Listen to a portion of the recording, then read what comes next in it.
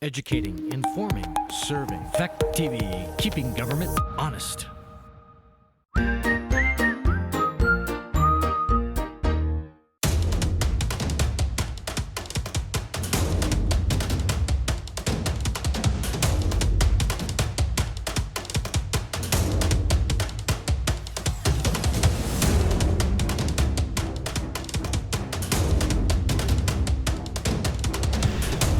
I'm going to call this meeting to order at 5:40 p.m. on Monday, February 17th. This is kind of a meeting just to do some final prep for town meeting, so I'm going to skip over everything and jump right down to 9 unless there's any objection from anyone. Do you want to do it? We can. Recently, we're the only board that does it. We are, but it's kind of nice. Priscilla can lead. I pledge allegiance to the flag of the United States of America and to the republic for which it stands, one nation, under God, indivisible, with liberty and justice for all.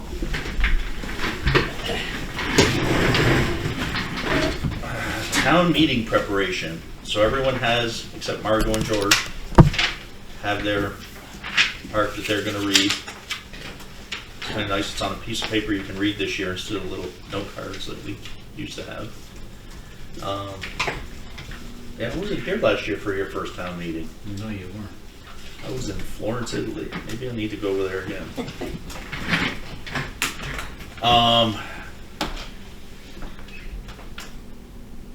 So I'm gonna try to write up some notes about, I meant to do it before today, but I haven't got to it yet, to try to explain the increase in what we did to like at least rationalize it for ourselves of like salaries, benefits, SU, et cetera, down to. The reasons why the budget went up, is that what you're saying?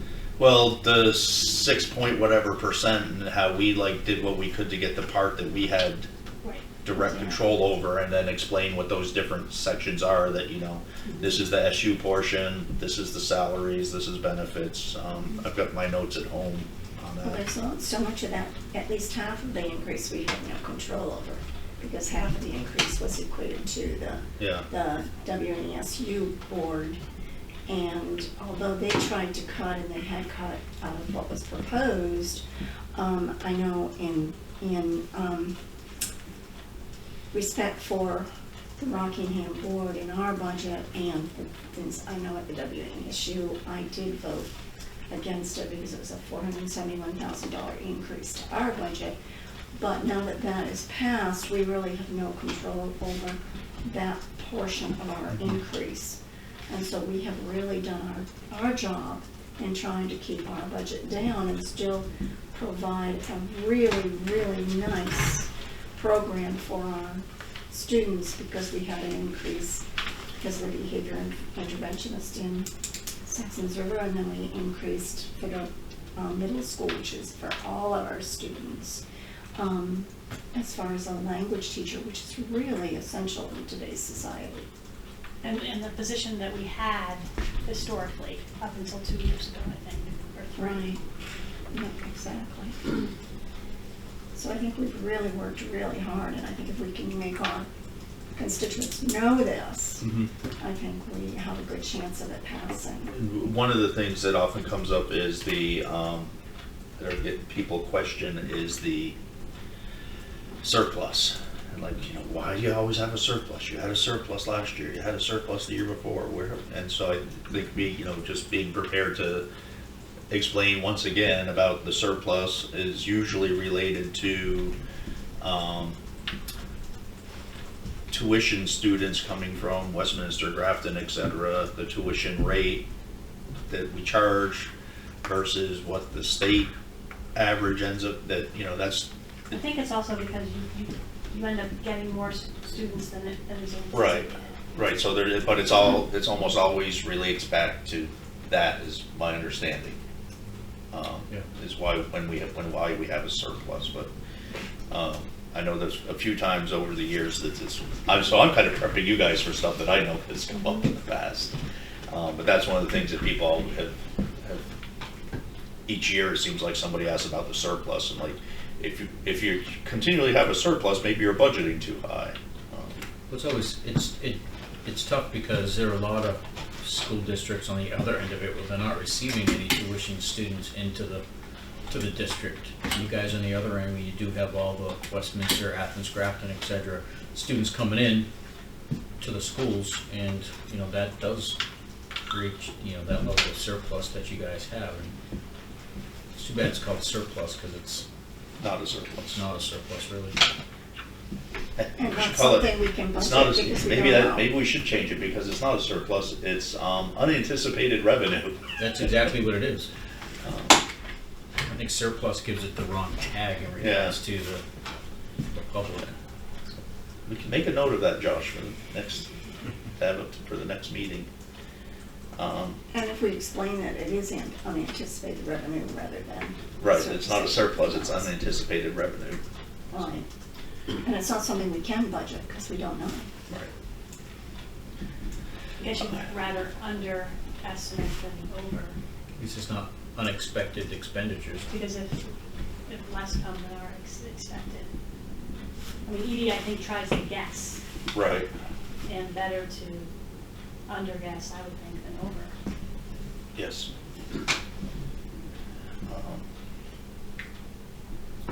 And I think it's, yeah, so. Do we go at the beginning of the meeting or at the end this year? Last year, we were at the end. So So that then means we that should we're in go the at the beginning of this year. beginning. Yes.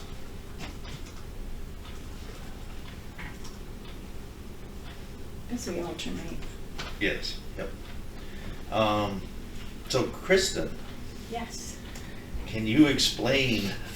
No, I still Brad can't. I James. mean, I really was trying to get a handle on our drop in equalized pupils, and I was going on the October student count enrollment, which was up slightly, but it turns out it's not October 1 enrollments that they use, it's a average It's the daily. previous years. Well, I know, I understand that, but they don't even go by this at all. They go by,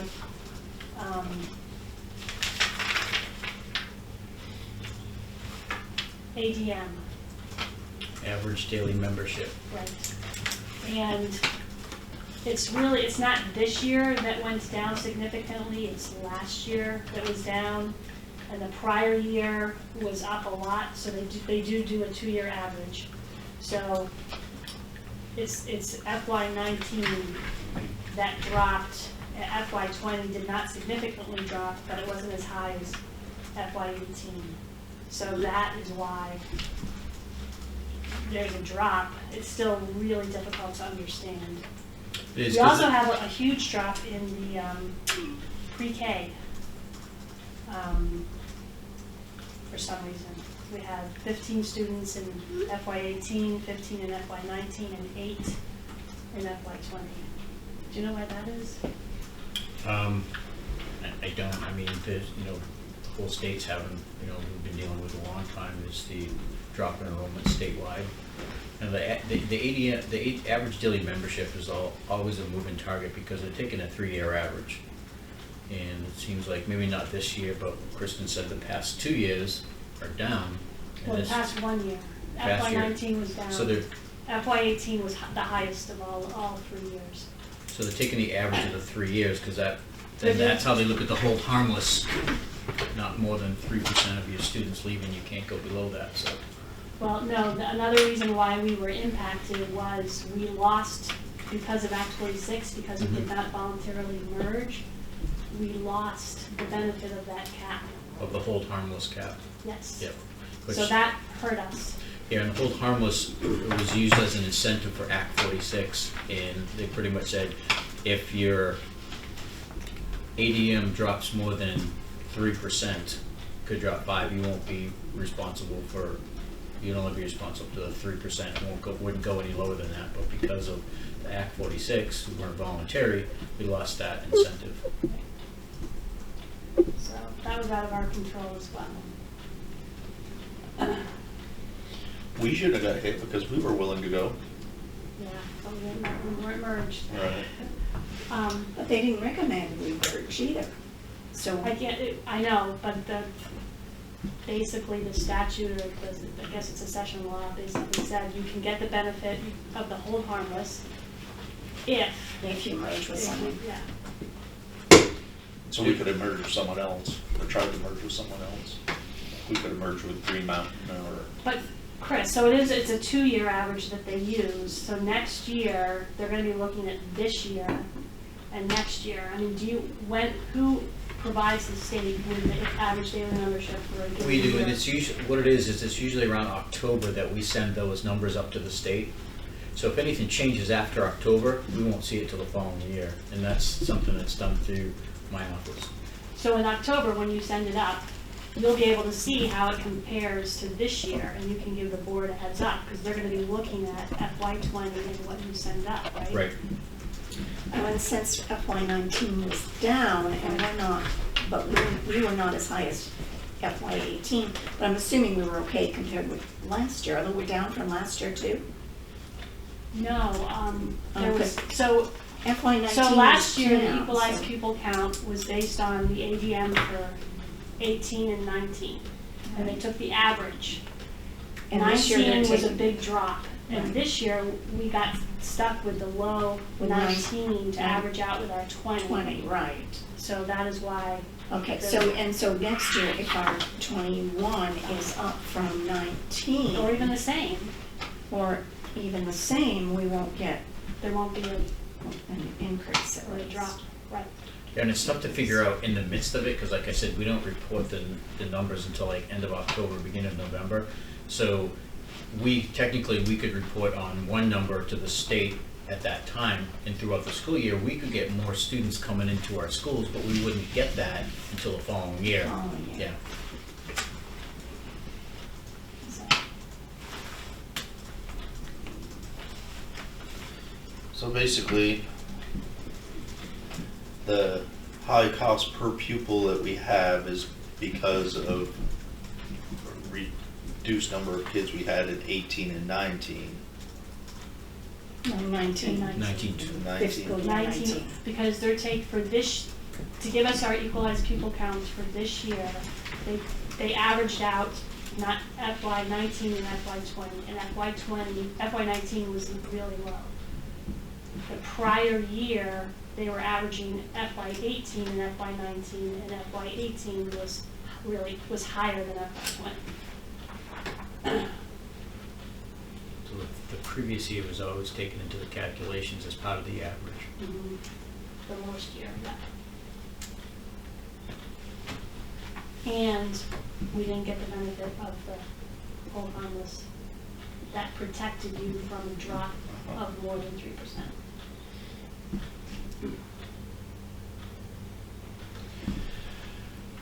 Okay. But our actual student count this year is higher than last year. So that should help us next year. Right. Doesn't do much this year, but. Actual student count is still skewed by the, and skewed by the Equalized, yeah. equalized pupil, because that's what they're going with, was equalized pupils, right? The average daily membership, which is, yeah, they're a little different. But no, what I'm trying to say is that our actual enrollment this year is not lower than last year. Okay. So hopefully that will help.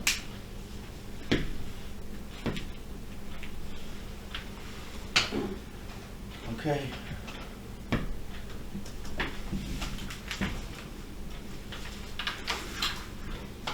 Did everyone get the email from Brad James? I should forward it to everybody. No, That's what I didn't get one. from Chris you. got it, maybe he, have Chris forward it, near that way.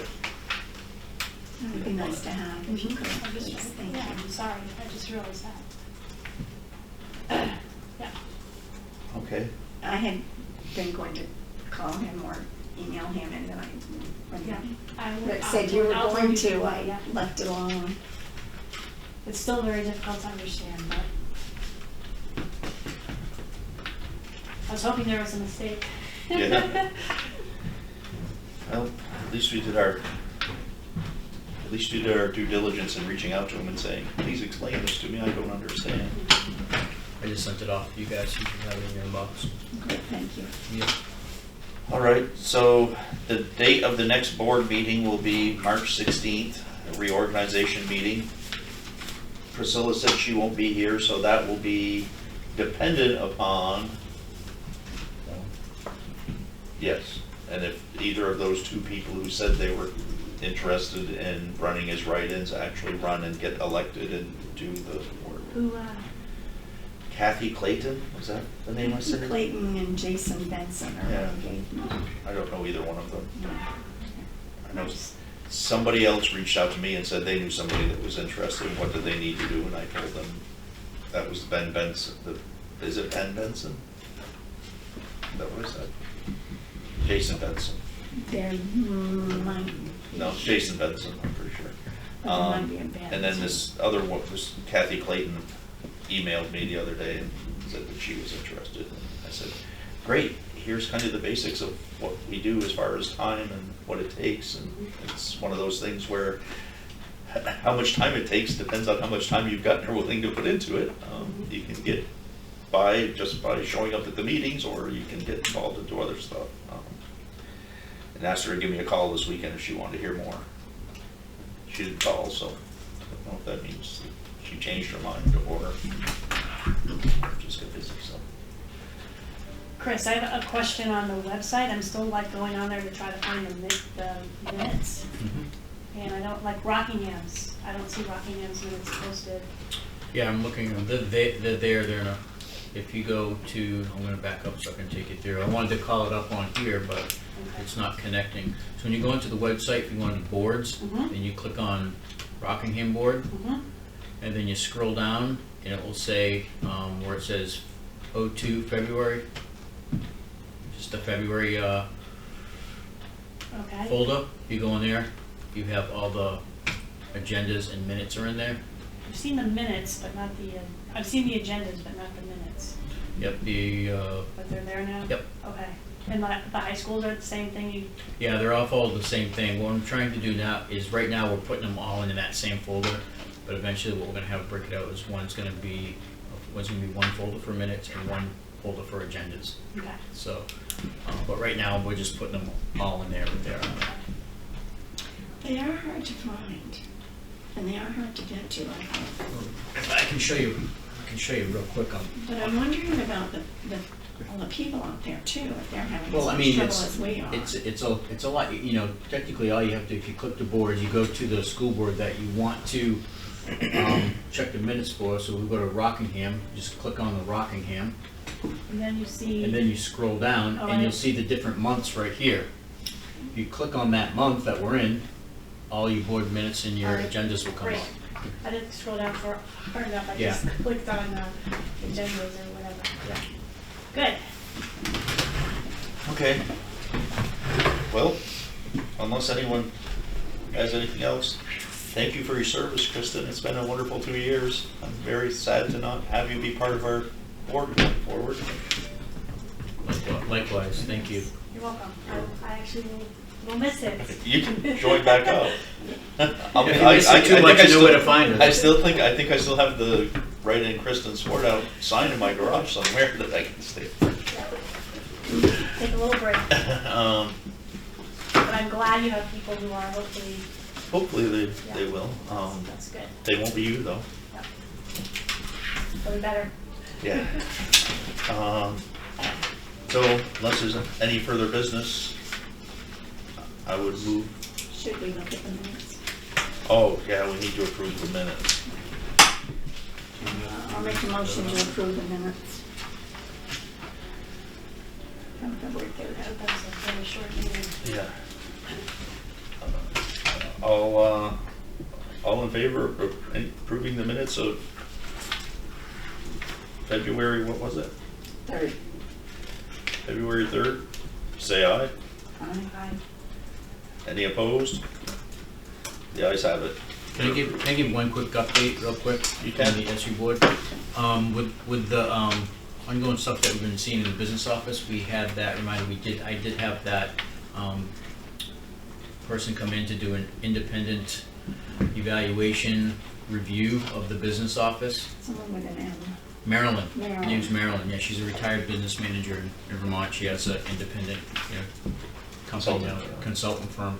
And so, it looks like I'll be getting that, I think on Wednesday or Thursday. And we have a committee set up at the SU board level for auditing committee. There's a much longer name to it than that, but it's pretty much an auditing committee to see the direction that we want to go.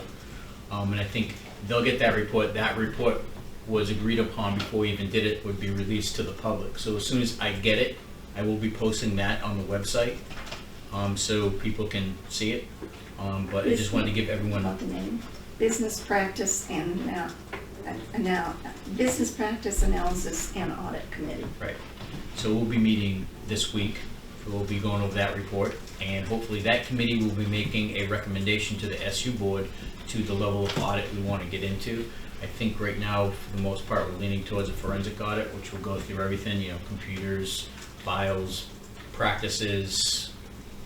It's a very in-depth audit, so I just wanted to give everyone an update on that. Thank you. You're welcome. Any other last minute things we'd like to get done before we go? Josh, you all set? I'm set. Fact TV guy, are you all set? Time of the next meeting? It will be March 16th, 5:30. March 2nd. March 16th. Is that the next meeting? Don't we count the one at the, I guess so. So March 2nd is the annual meeting at the Opera House, and then March 16th here at 5:30, dependent upon there being at least one person who gets elected and can be here so we can have. I'll be here. Yeah. Thank you. With that, meeting's adjourned.